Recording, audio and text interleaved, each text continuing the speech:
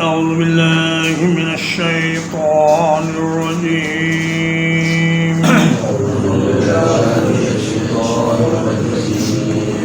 الذين يوفون بعهد الله وہ لوگ جو پورا کرتے ہیں اللہ کے عہد کو ولا ينقضون الميثاق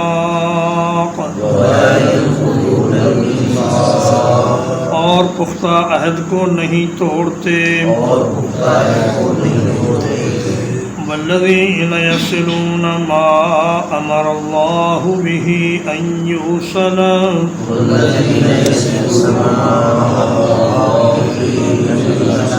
اور وہ لوگ جو ملاتے ہیں اس چیز کو جسے ملانے کا اللہ نے حکم دیا ہے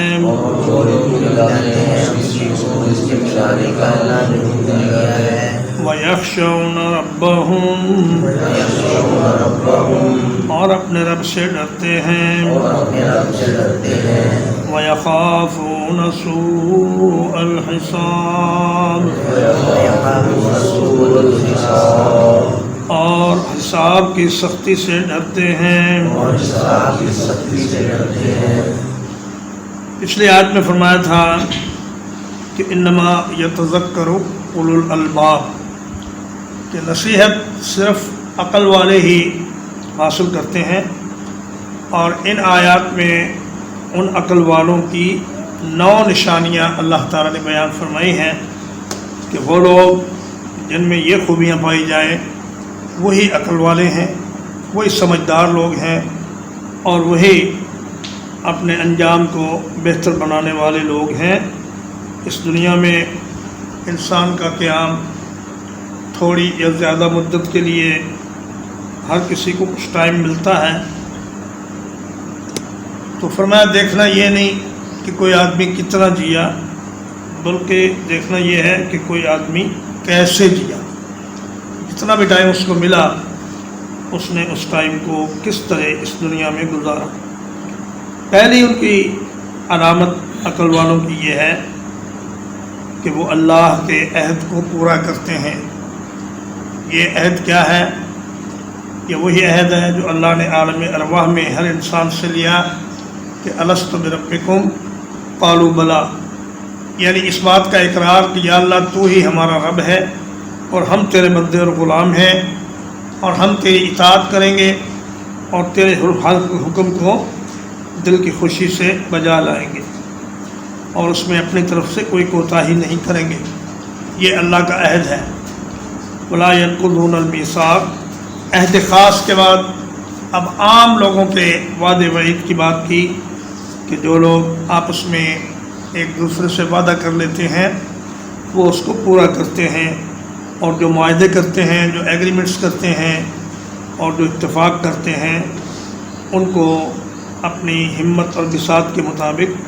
پورا کرنے کی کوشش کرتے ہیں۔ ایک حدیث میں آتا ہے کہ العیدۃ دین،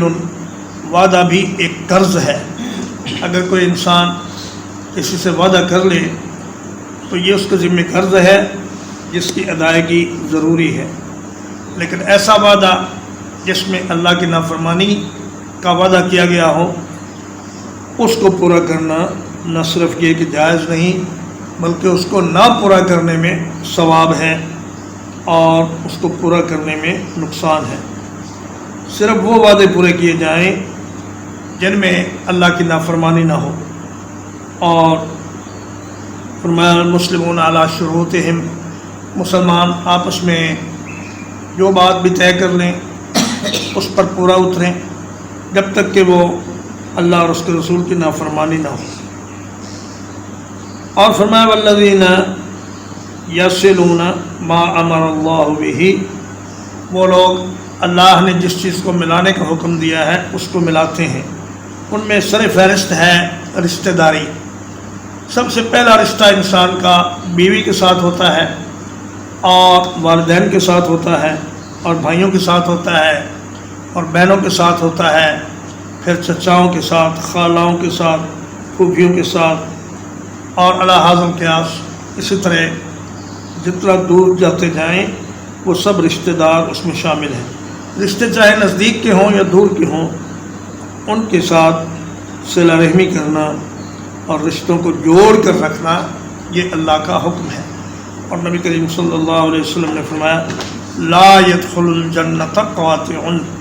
قطع رحمی کرنے والا آدمی کبھی جنت میں داخل نہیں ہوگا. اور فرمایا کہ واصل وہ نہیں جو صلہ رحمی کے مقابلے میں صلہ رحمی کرے، یہ تو بدلہ ہو گیا. فرمایا ولکن الواصل الذی اذا قطع رحمہ وصل، کہ جب اس کے رشتے کو توڑا جائے، کوئی آدمی اس سے تعلق توڑے تو وہ پھر بھی اس سے تعلق جوڑے، یہ آدمی صلہ رحمی کرنے والا ہے. اور نبی کریم صلی اللہ علیہ وسلم نے فرمایا جس آدمی کو یہ بات پسند ہو کہ اس کے رزق میں اضافہ ہو اور اس کی عمر لمبی ہو جائے،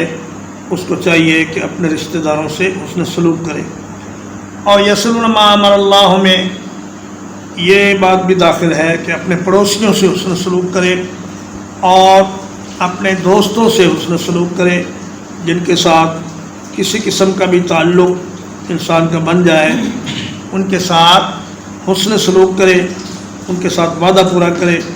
ان کے ساتھ لین دین میں ایمانداری اختیار کرے اور ان کے ساتھ ظلم اور زیادتی نہ کرے. اور اسی طرح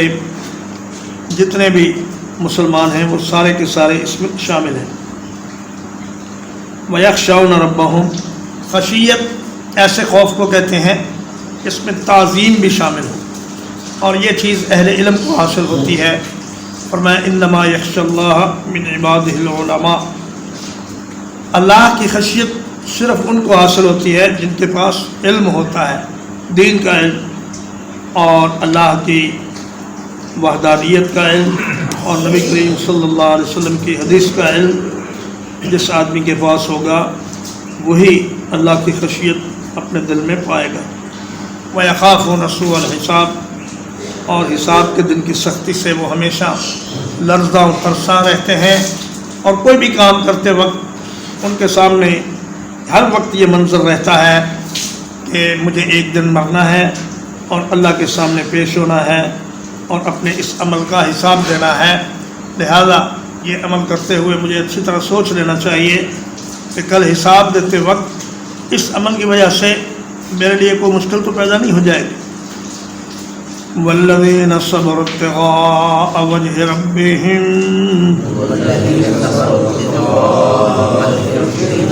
اور وہ لوگ جنہوں نے صبر کیا اپنے رب کے چہرے کی چاہت میں.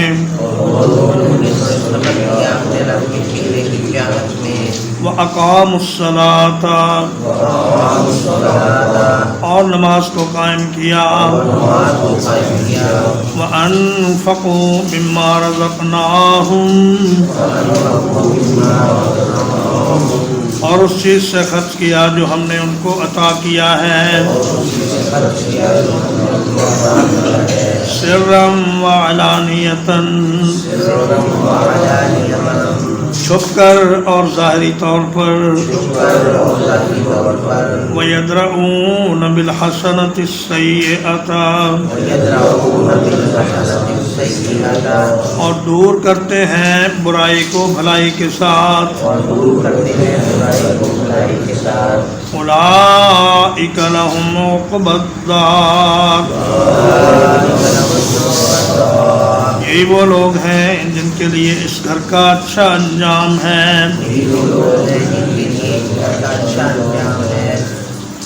فرمایا کہ صبر کرنے والے اللہ کی اطاعت پر صبر اور اللہ کی معصیت سے صبر، اللہ کی نافرمانی سے اپنے آپ کو روک لینا اور اللہ کی اطاعت پر اپنے آپ کو روک لینا اور اپنے آپ کو پابند کر لینا، یہ ہے صبر. اور صبر کی ایک تیسری قسم ہے اللہ کی طرف سے آنے والی مصیبتوں پر جزا فضا نہ کرنا اور اسے اللہ کی رضا سمجھ کر خوش دلی سے اس کو قبول کر لینا. یہ ساری صورتیں صبر کی ہیں. تو فرمایا کہ انما یوفی الصابرون اجرہم بغیر حساب، صبر کرنے والوں کو ان کا اجر بلا حساب دیا جائے گا، یعنی ان کے اجر کا کوئی حساب ہی نہیں، اتنا اجر انہیں دیا جائے گا۔ ابتغاء وجہ ربہم، بعض لوگ وجہ ربہم کا معنی اللہ کی رضا کرتے ہیں اور اللہ کی توجہ کرتے ہیں، لیکن زیادہ بہتر یہ ہے کہ اس کا لفظی معنی کیا جائے، کیونکہ اللہ پاک کا چہرہ اگر اس کا دیدار انسان کو نصیب ہو جائے تو پھر اس کی ساری مشکلیں دور ہو جاتی ہیں اور ساری نعمتیں اس کو حاصل ہو جاتی ہیں۔ واقام الصلاۃ، نماز کا قائم کرنا یہ ہے کہ پانچوں نمازیں بر وقت، اول وقت میں، یعنی نماز کا وقت شروع ہوتے ہی فوراً ہی اس کو ادا کر لیا جائے اور باجماعت مسجد میں آ کر نماز پڑھی جائے، یہ ہے اقامت الصلاۃ۔ دراصل یہ 50 نمازیں تھیں اور اللہ نے نبی صلی اللہ علیہ وسلم پر تخفیف فرمائی اور 50 کو 5 کر دیا، لیکن اجر 50 ہی کا رکھا۔ اگر 50 نمازیں ہوتی تو پھر انسان دنیا کا کوئی اور کام کر ہی نہ سکتا، سارا دن نمازیں پڑھتا رہتا، لیکن اللہ پاک نے آسانی فرمائی اور فرمایا 5 وقت تم آ جاؤ اور باقی وقت میں اپنا کام کرو، ہم آپ کو 50 کا ثواب ہی دے دیں گے۔ وَأَنفَقُوا مِمَّا رَزَقْنَاهُمْ سِرًّا وَعَلَانِيَةً، اگر زکوٰۃ ہے فرضی تو اس کو علانیہ طور پر دینا بہتر ہے، اور اگر نفلی صدقہ خیرات ہے تو اس کو چھپا کر دینا بہتر ہے، اور ایسے موقع پر بھی علانیہ دینا بہتر ہے جہاں دوسروں کو ترغیب ہوتی ہو، اور مثلا ایک مجلس میں چندہ اکٹھا کیا جا رہا ہے کسی دینی مقصد کے لیے، تو وہاں اعلان کر کے دے دینا کہ میں اتنے پیسے دیتا ہوں، یہ جائز ہے اور سنت سے ثابت ہے، جیسا کہ غزوہ تبوک کے موقع پر نبی کریم صلی اللہ علیہ وسلم نے چندے کی اپیل فرمائی اور صحابہ کرام نے بڑھ چڑھ کر چندے کے اعلانات کیے، تو اعلان کر کے چندہ دینا اس صورت میں جائز ہے، لیکن خفیہ طریقے سے کسی غریب کی مدد کرنا یہ بہت بہتر طریقہ ہے۔ کل قیامت کے دن جن لوگوں کو عرش الہی کا سایہ ملے گا ان میں سے ایک وہ بھی ہوگا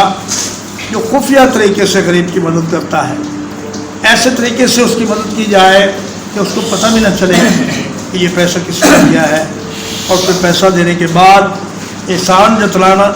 یہ انتہا درجے کی کمینگی ہے، اور احسان کرنے کے بعد احسان کا ذکر کرنا یہ ایک مومن کے شایان نشان ہے۔ فرمایا وَيَدْرَؤُونَ بِالْحَسَنَةِ السَّيِّئَةَ، وہ جب کوئی برائی ہو جائے تو اس کے بعد کوئی نیکی کا کام کرتے ہیں۔ فرمایا کہ جب آپ سے کوئی برائی ہو جائے تو فوراً نیکی کرو، اگر خفیہ برائی ہوئی ہے تو خفیہ نیکی کرو، اگر علانیہ برائی ہوئی ہے تو علانیہ نیکی کرو۔ اور ایک معنی اس کا یہ بھی ہے کہ جو آدمی آپ سے بدسلوکی کرے آپ اس کے ساتھ حسن سلوک کا مظاہرہ کریں،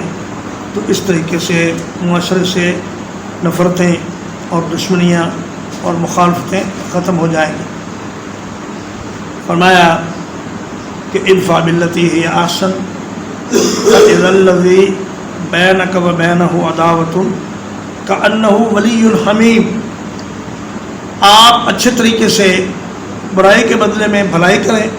تو آپ کا دشمن بھی آپ کا دوست بن جائے گا۔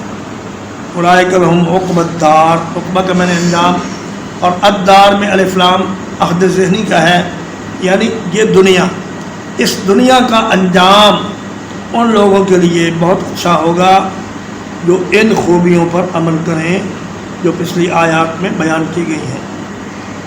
جنات عدن یدخلونہا، ہمیشگی کے باغات ہوں گے جن میں وہ داخل ہوں گے۔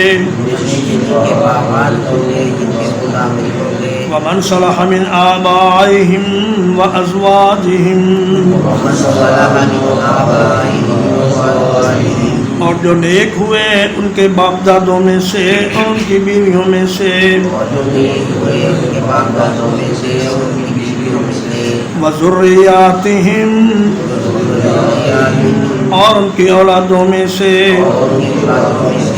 والملائکۃ یدخلون علیہم اور فرشتے ان پر داخل ہوں گے من کل باب ہر ایک دروازے سے سلام علیکم وہ کہیں گے تم پر سلامتی ہو بما صبرتم اس چیز کے سبب جو تم نے صبر کیا فنعم عقبی الدار بس کیا ہی اچھا انجام ہے اس گھر کا اور میں وہ ایسے باغات میں داخل ہوں گے جہاں سے کوئی انہیں پھر نکالے گا نہیں اور اللہ پاک ان 9 خوبیوں کے حامل حضرات کو 3 انعامات عطا فرمائیں گے ایک تو یہ کہ ان کو جنت میں ہمیشگی کی جنت میں داخل فرمائیں گے دوسرا یہ کہ ان کے باپ دادے اور ان کی اولادیں اور ان کی بیویاں بھی ان کے ساتھ ملا دیں گے اگر ان کی اولاد یا ان کے باپ دادے کم درجے والی جنت میں ہوں گے تو اللہ پاک ان کو اوپر اٹھا کر اعلیٰ درجے والے لوگوں کے ساتھ ملا دے گا لیکن اوپر والوں کو درجہ کم نہیں کرے گا نیچے والوں کو اوپر لے جائے گا فرماتا ہے کہ جو لوگ ایمان لائے اور پھر ان کی اولادوں نے انہی کے طریقے پر نیکی کا راستہ اختیار کیا اگر وہ تھوڑا سا پیچھے بھی رہ گئے تو اللہ ان کو ترقی دے کر اپنے والدین کے ساتھ ملا دے گا اور ان سب کو ایک جگہ جمع کر دے گا اور تیسری نعمت اہل جنت کو یہ ہوگی کہ فرشتے ہر دروازے سے انہیں سلام کہیں گے سلام کا مطلب کہ اب یہاں ہر قسم کی سلامتی ہے یہاں نہ کوئی موت کا ڈر ہے نہ بیماری کا خطرہ ہے نہ یہاں سے نکالے جانے کا خوف ہے اور نہ ہی یہاں بڑھاپے کا ڈر ہے تمام خوف اور خطرے تمہارے ختم نہیں معجم طبرانی کی ایک حدیث میں ہے کہ نبی کریم صلی اللہ علیہ وسلم نے فرمایا کہ جب جنت والے جنت میں چلے جائیں گے تو اللہ تعالیٰ فرشتوں سے فرمائے گا کہ جاؤ میرے ان بندوں کو جا کر سلام کہو وہ کہیں گے یا اللہ ہم تیری بہترین مخلوق ہیں کیا آپ ہمیں یہ حکم دیتے ہیں کہ ہم ان بندوں کو زمینی مخلوق کو جا کر سلام کریں اللہ فرمائے گا یہ میرے وہ بندے ہیں جو فقیر تھے اور مہاجر تھے انہوں نے سرحدوں کی حفاظت کی اور جب مسلمانوں کے اوپر مکروہ حالات آئے تو انہوں نے خدمت کی اور مصیبتوں کا مقابلہ کیا اب تم جاؤ اور ان کو جا کر سلام کہو تو فرشتے جا کر ان کو سلام کہیں گے یعنی کہ اہل جنت کی تعظیم بجا لائیں تو ہم میں سے ہر آدمی کو اپنا جائزہ لے کر یہ دیکھنا چاہیے کہ ان 9 خوبیوں میں سے کتنی خوبیاں ہم میں ہیں تاکہ ہمیں اللہ تعالیٰ کی یہ 3 نعمتیں عطا فرما دیں ترجمہ ایک بار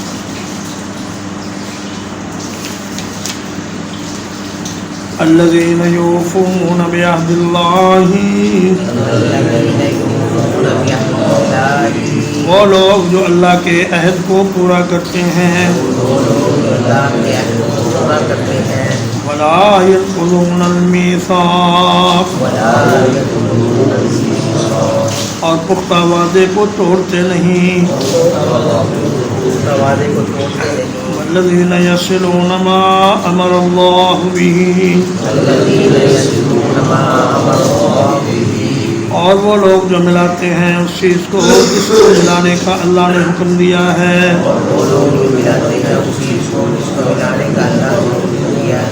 ما امر اللہ به ان یوصل جسے اللہ نے ملانے کا حکم دیا ہے وَيَخْشَوْنَ رَبَّهُمْ اور اپنے رب سے ڈرتے ہیں وَيَخَافُونَ سُوءَ الْحِسَابِ اور برے حساب سے ڈرتے ہیں والذین صبروا ابتغاء وجہ ربہم، والذین صبروا ابتغاء وجہ ربہم، اور وہ لوگ جنہوں نے اللہ کے چہرے کی چاہت میں صبر کیا، اور وہ لوگ جنہوں نے اللہ کے چہرے کی چاہت میں صبر کیا، وَأَقَامُوا الصَّلَاةَ، وَأَقَامُوا الصَّلَاةَ، اور نماز کو قائم کیا، اور نماز کو قائم کیا، وَأَنفَقُوا مِمَّا رَزَقْنَاهُمْ، وَأَنفَقُوا مِمَّا رَزَقْنَاهُمْ، اور خرچ کیا اس چیز میں سے جو ہم نے انہیں عطا کیا، اور خرچ کیا اس چیز میں سے جو ہم نے انہیں عطا کیا، سرًّا وعلانیةً، سرًّا وعلانیةً، چھپا کر اور ظاہر کر کے، چھپا کر اور ظاہر کر کے، وَيَدْرَؤُونَ بِالْحَسَنَةِ السَّيِّئَةَ، وَيَدْرَؤُونَ بِالْحَسَنَةِ السَّيِّئَةَ، اور دور کرتے ہیں برائی کو بھلائی کے ذریعے، اور دور کرتے ہیں برائی کو بھلائی کے ذریعے، اولئک لہم عقبی الدار، اولئک لہم عقبی الدار، یہ وہ لوگ ہیں جن کے لیے اس گھر کا اچھا انجام ہے، یہ وہ لوگ ہیں جن کے لیے اس گھر کا اچھا انجام ہے، جنات عدن یدخلونہا، جنات عدن یدخلونہا، ہمیشگی کے ایسے باغات جن میں وہ داخل ہوں گے، ہمیشگی کے ایسے باغات جن میں وہ داخل ہوں گے، ومن صلح من آبائہم، ومن صلح من آبائہم، اور جو نیک ہوئے ان کے آباء و اجداد میں سے، اور جو نیک ہوئے ان کے آباء و اجداد میں سے، وازواجہم، وازواجہم، اور ان کی بیویوں میں سے، اور ان کی بیویوں میں سے، وذریاتہم، وذریاتہم، اور ان کی اولادوں میں سے، اور ان کی اولادوں میں سے، والملائکۃ یدخلون علیہم، والملائکۃ یدخلون علیہم، اور فرشتے ان پر داخل ہوں گے، فرشتے ان پر داخل ہوں گے، من کل باب، من کل باب، ہر ایک دروازے سے، ہر ایک دروازے سے، سلام علیکم، سلام علیکم، کہیں گے تم پر سلامتی ہو، کہیں گے تم پر سلامتی ہو، بما صبرتم، بما صبرتم، اس چیز کے باعث جو تم نے صبر کیا، اس چیز کے باعث جو تم نے صبر کیا، فنعم عقبی الدار، ونعم عقبی الدار، بس کیا ہی اچھا انجام ہے اس گھر کا، بس کیا ہی اچھا انجام ہے اس گھر کا۔ وصلی اللہ علی نبینا محمد وآلہ وصحبہ